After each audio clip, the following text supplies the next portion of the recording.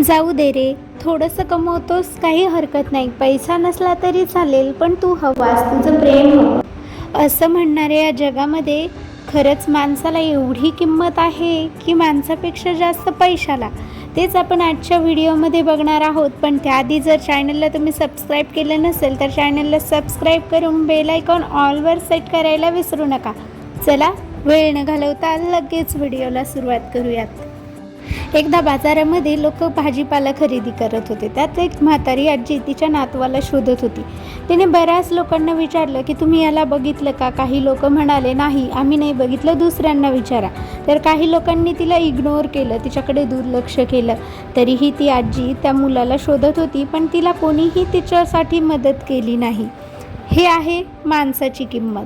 चला आता पैशांची किंमत सांगते. एका कचऱ्याच्या ढिगाऱ्यामध्ये माणूस काहीतरी शोधत बसलेला काही लोकांना दिसलं. तर त्यांनी त्याला विचारलं, काय शोधताय? तर त्याने सांगितलं की माझी 500ची नोट या कचऱ्यामध्ये पडली आहे.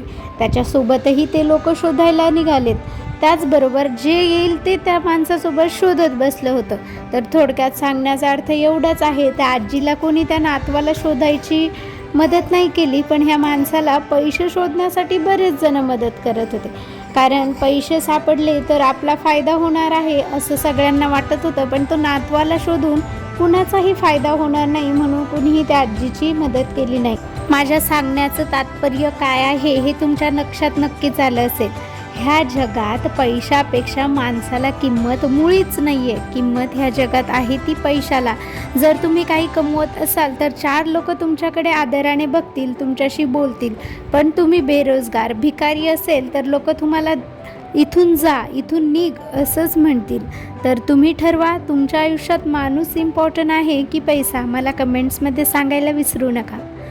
चला भेटूयात पुढच्या व्हिडिओमध्ये. तोपर्यंत बाय बाय. स्वतःची काळजी घ्या.